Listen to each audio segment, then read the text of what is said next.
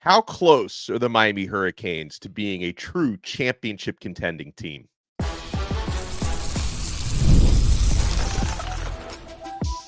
You are Locked On Canes, your daily podcast on the Miami Hurricanes, part of the Locked On Podcast Network, your team every day.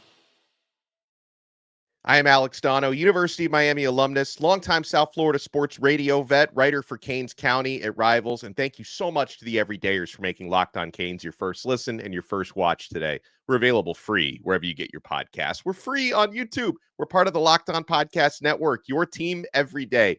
Today's episode is brought to you by FanDuel. You can start the season with a big return on FanDuel. New customers can place a $5 bet, and you'll get started with $150 in bonus bets if you win your first $5 bet. Visit FanDuel.com to get started. On this loaded episode of Locked On Canes, we'll talk about Miami versus Duke coming up.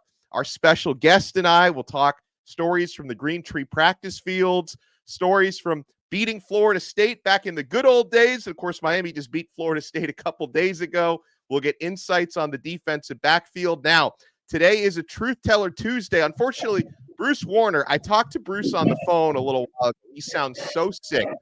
He could not make it, but Charles Pharms could make it. Former Miami defensive back. He was part of the wide right game, wide right one against Florida State back in 1991. So happy CP can be with us. Charles, how are you, sir? I'm doing great. How are you doing today? I'm doing so well. And of course, you're familiar with getting wins over the Seminoles. We'll talk about that. But of course, you watched the game on Saturday night, Charles. What were your takeaways from that Miami 36-14 win against the Seminoles? I mean, the team is steady getting better. I mean, of course, Cam and the offense, they've been doing great. The defense, I mean, you have a couple of things. If I want to get very, very precise and me coaching and doing different stuff like that, I mean, I would love for them to tackle in the open field a lot better. I mean, a couple of those plays, it basically punched me in the gut when I see their quarterback running for X amount of yards. I'm like, what's going on? And I think back in the day, first of all, quarterbacks would be terrified to break out running against our defense. But you know what?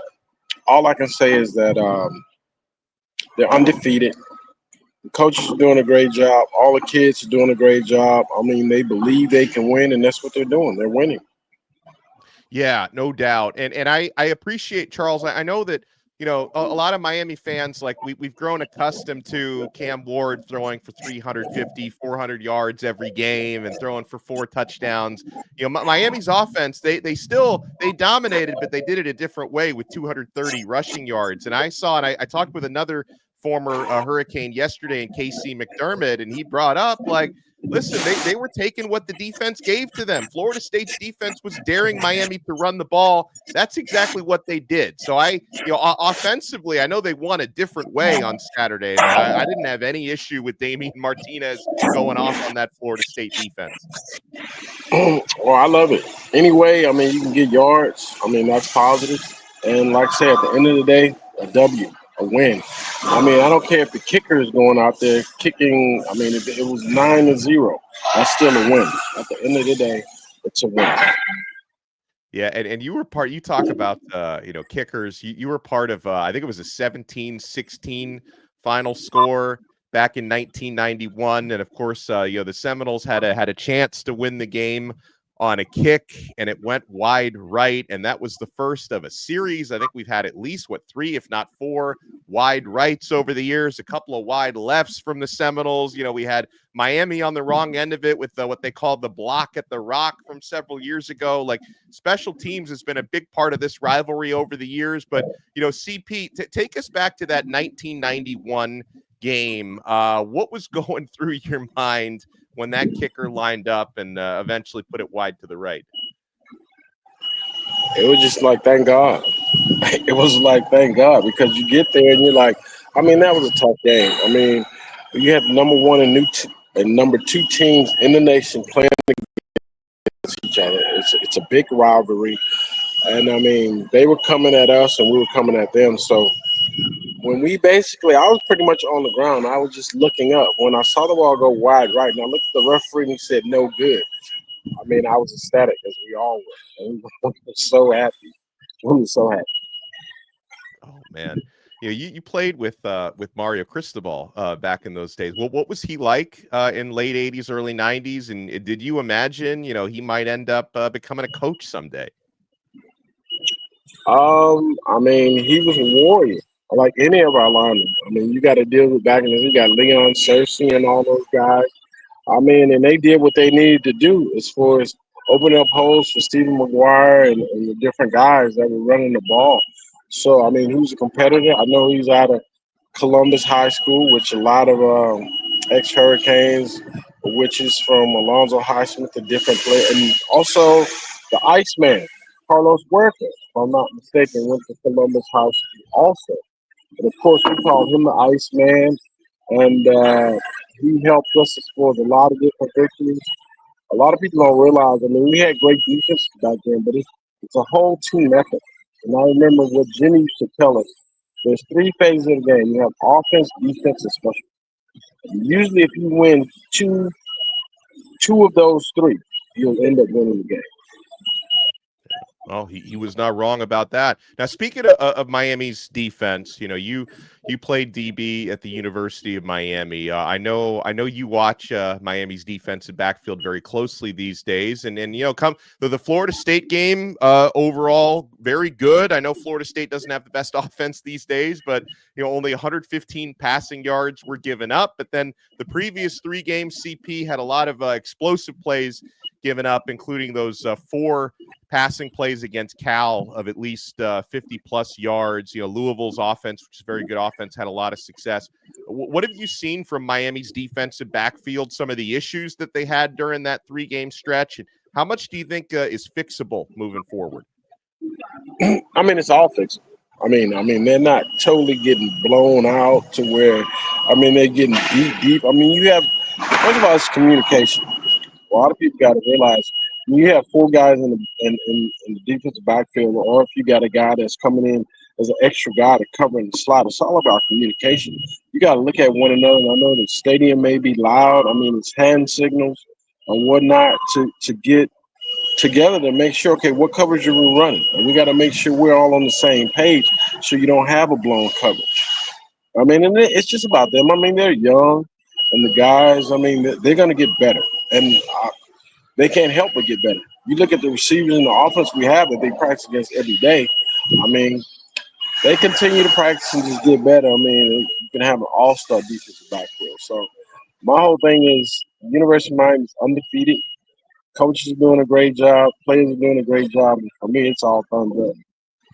Yeah, well, and we're going to talk more about what it's like and what it was like out there on the Green Tree practice fields, and how, like, you guys always used to say the toughest opponent you would face was Monday through Friday, not so much on Saturday. We got the great Charles Pharms with us. You guys want to keep it locked right here. We're only getting started on this brand new episode of Locked On Canes. I'm so excited about the partnership that we have this season with Roy, and it's time, fans, to recognize our Roy Player of the Week. So far this season, we've pooled over $20,000 to support players on Roy. Micro deposits lead to massive change. With the Roy app, you can direct your support to the athletes you love, ensuring that all funds go to the specific player you choose. You know exactly where your support is going, and you even receive exclusive content like personal videos and updates after the season. The best part? It's risk-free. If the athlete transfers or doesn't deliver the content, you get your money back.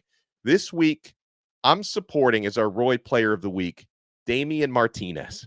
I just pitched in $100, and I'd love for you guys to join me. Even $10 makes a difference. Let's show Damian Martinez the love and keep him connected to Miami. He went off for 148 yards, 2 touchdowns. He's running angry. Remember, on Roy, you paid today, celebrate tomorrow. Your support sets up our team for success. Plus, don't miss out on Roy's exciting giveaway. Win 2 tickets to a game in November. Just download Roy, create an account, and enter referral code LOCKEDON, and you're entered.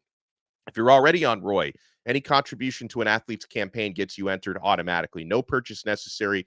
void where prohibited. Download Roy and join the NIL game with no subscriptions and no fees. And be sure to check us out on Instagram, Facebook, and X at Roy_return_on-you for more info.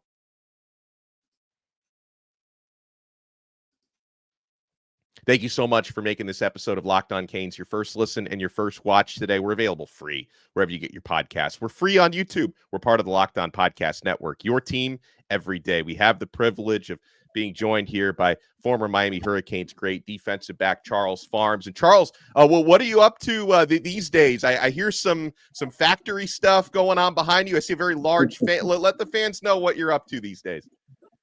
Actually, I work here with Ellen Lighting and Hardware here in Houston, Texas. And what we do, we provide basically all the equipment that contractors need as far as building hotels, houses, communities, and everything like that. So as far as the mirrors, the expensive locks, the LED lighting and whatnot, we've actually even provided stage prep for the rodeo for Cardi B here in Houston. So I'm doing that and also mentoring and trying to help athletes to fulfill their life's dream.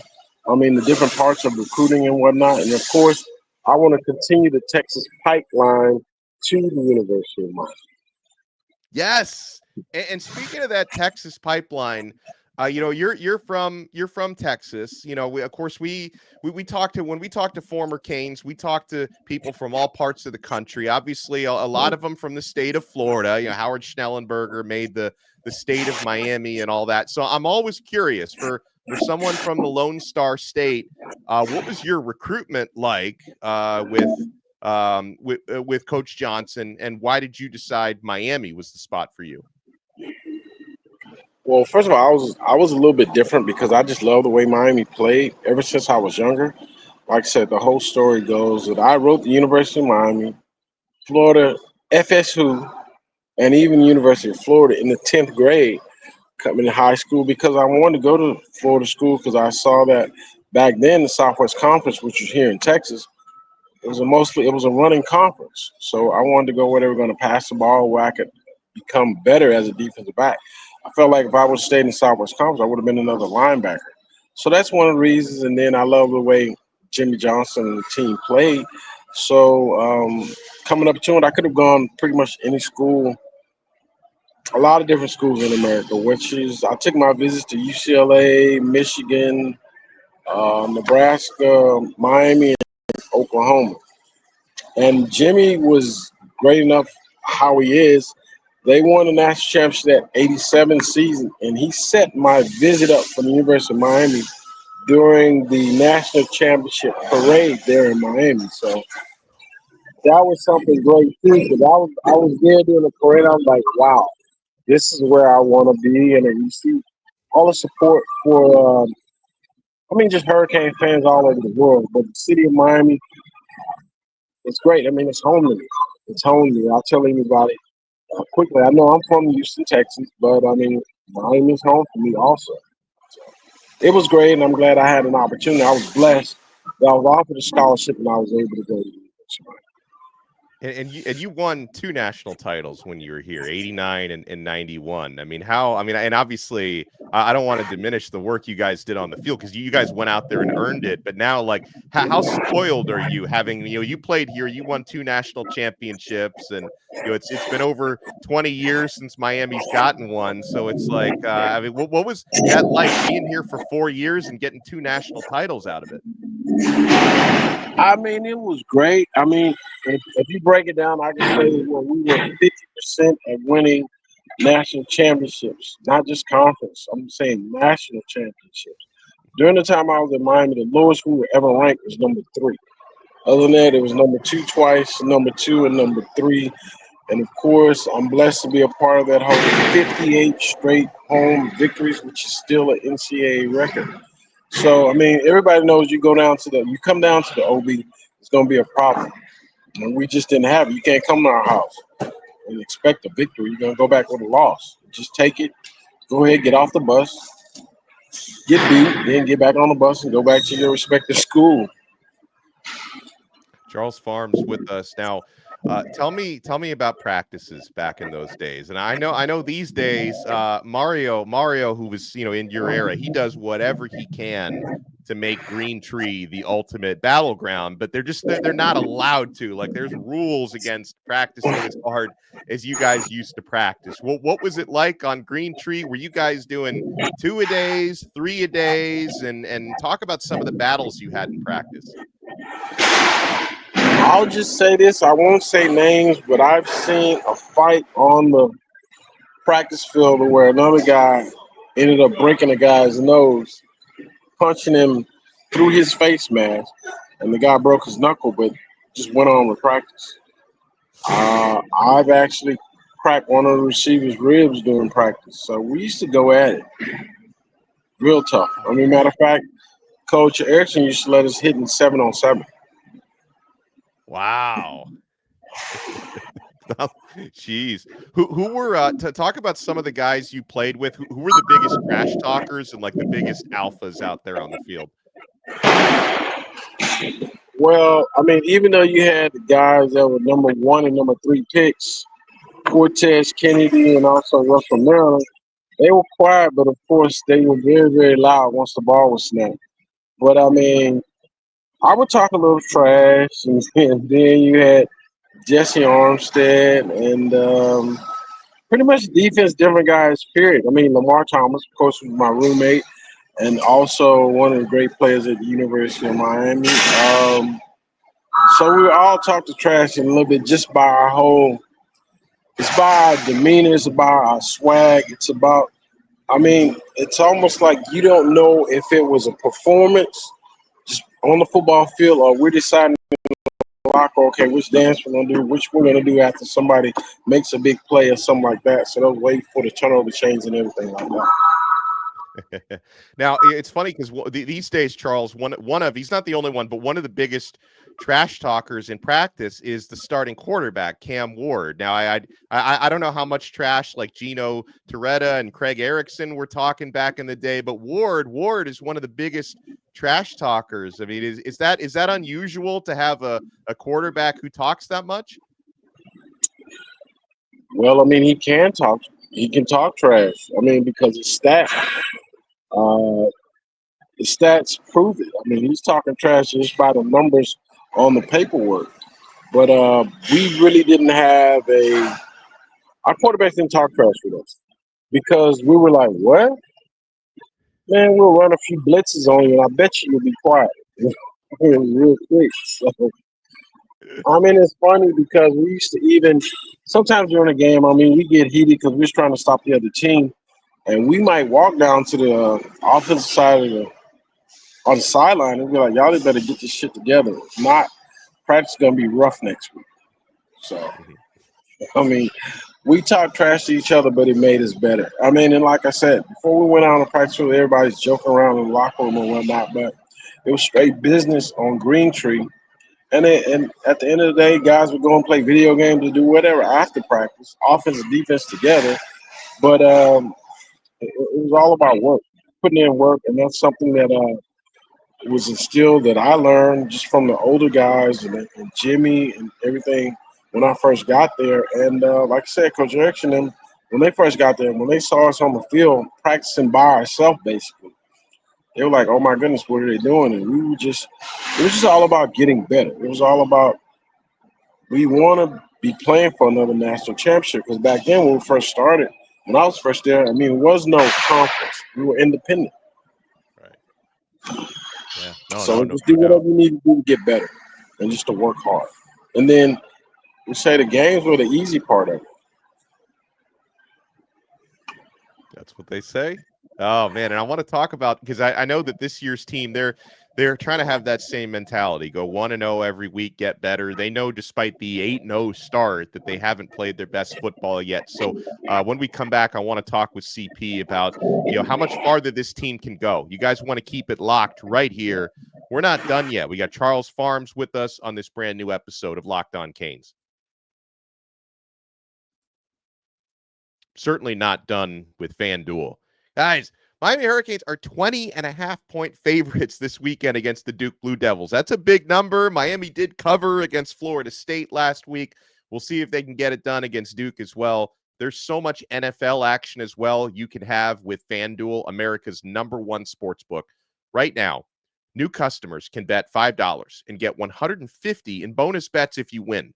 The FanDuel Sportsbook app gives you everything you need to place live bets on the NFL all in one place. So when you get a hunch in the middle of the game, you can check out the latest stats, view live play-by-play, and so much more right on the same app where you place your bets. Just visit FanDuel.com to join today. You'll get started with $150 in bonus bets if you win your first $5 bet. That's FanDuel.com. Never waste a hunch and make every moment more with FanDuel, an official sportsbook partner of the NFL. Thank you so much for making Locked On Canes your first listen and your first watch today. For your next listen, make sure you check out Locked On ACC. Kenton Gibbs and I host that show, taking you around the conference. Of course, you got Miami, Clemson, SMU, and Pitt, who are all undefeated in the conference. Miami and Pitt are unbeaten overall. A lot of storylines we've been talking about on Locked On ACC. Much like this show, it's available free wherever you get your podcasts and available free on YouTube. We got former Miami defensive back Charles Pharms with us. So Charles, Miami, there's some growing believers out there that Miami can get into the college football playoff and maybe contend. Others will say they got too many flaws to contend. Although I've watched most every team in the country, and I think pretty much everyone has shown some flaws this season. So I say, why not Miami? Do you think Miami could end up making a run for a national title this year? I mean, they can. They can. I mean, it's just about getting in the playoffs. And right now, the games they have left, I see them, they can finish out undefeated as long as they don't really overlook any team, which I don't think they will. I think they're very confident. When you get into the playoffs, it's going to be really real because you're going to be playing against some guys from different conferences that, I mean, SEC is rough. It's a rough conference. I mean, college football is college football. It's Division One, but they just need to touch up some things, and you never know. I mean, you got a quarterback with a hot hand. You have plenty of talent that's there, so you never know. I know the coach is definitely used to national championships because he played on national championship teams with me. Then also you have Roland Smith, you have Mike Rum. I mean, so those are all coaches of different people that's within the organization that are used to winning, that have won national championships at the University of Miami. Yeah, I co-host the Locked On ACC show with a former NC State defensive lineman, but more he played in just a few years ago, Kenton Gibbs, and like he always says, like these days you don't necessarily need a dominant defense, like you need an opportune defense, right? And obviously Miami has a great offense, and like you said, I think Cam Ward is the best quarterback in the country, so you don't necessarily need to be holding teams to 14, 13 points, but you need to be able to force a couple turnovers, and your offense needs to be able to score on anybody. I mean, it's just kind of the era, Charles, that we're in now in college football, that most teams aren't going to be playing smothering defense like you guys played back in the day. I mean, even during that time, I mean, you got to look at it. I mean, we had the #1 defense in the nation in our '89 national championship, but we still weren't beating people. We weren't beating people to where they didn't score any points. I mean, you still had to factor a '91 championship. It may be a touchdown. What it was 26-20 that we beat Penn State. Of course, you mentioned the Florida State game. It was 17-16. And I just said, I thank God, but there's something mystic in the air, and I'll say that. And sometimes you just have to have that extra little push that gives you that victory. That wide right, trust me, that was a makeable field goal. But culture, different situations, we happened that it ended up going wide right, and it helped us to continue on and to become national championship. In '89, we ended up losing to Florida State in Tallahassee, But we go on, and of course, one of the biggest Notre Dame games ever was in '89 when they had to come back to the Orange Bowl after the whole 31-30 lie. Well, that was my freshman year, and of course, that was a touchdown. I mean, Cleveland Gary, the ground can't call the fumble, but so sometimes you just need that little extra, and they've done it before so far. Different games coming back, but I would love for them not to be able to shut down other offenses better, so they don't have to. The offense doesn't have to push them. Yeah. Well, I appreciate the time you've taken with us. And by the way, I want to send out a get well soon to the truth teller. He couldn't join us today. And Charles, I talked to him on the phone a little bit before we started. He sounds like he just needs to sleep all day, drink some tea or something. So get well soon to the truth teller. And I'm so happy Charles could be with us.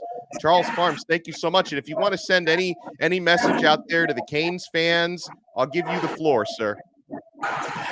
All I can say is for the Cane fans, keep on coming out, keep on cheering for the Canes. It's Canes for life, no matter what. I mean, I love the fact that when I do come to the games now, I can tailgate. I can actually tailgate.